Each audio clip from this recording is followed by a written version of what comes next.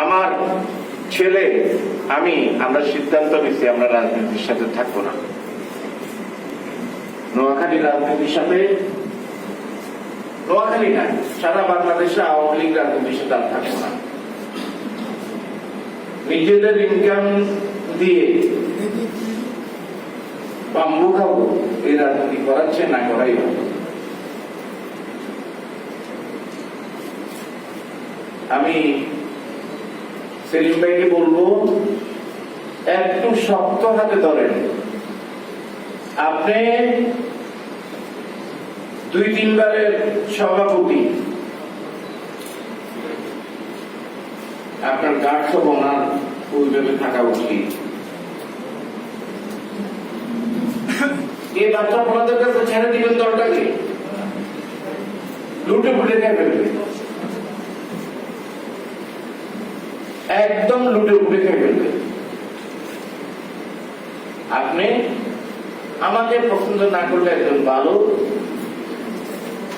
Mature লোক নিয়ে রাজনীতি করেন।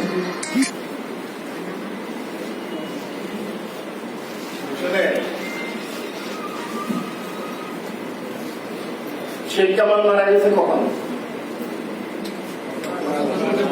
75-এ, 15ই আগস্ট। আমাদের কি এতদিন পরে স্মরণ করলো যে শেখ কামালের জন্য পালন করতে হবে? এর আগে কোথায় ছিলাম আমরা অকৃতকার্য বাঙালি। শেখ হাসিনা এখন দলকে টানতে একটা পর্যায়ে নিয়ে আসছে। এখন আমরা শেখ পরিবারের শেখ কামালকে স্মরণ করতেছি, 8 তারিখে ওনাকে স্মরণ করবো। এই হলো আমাদের উপাস। আমার দলীয় নেতা কর্মীদের কাছে আমি ক্ষমা চাচ্ছি,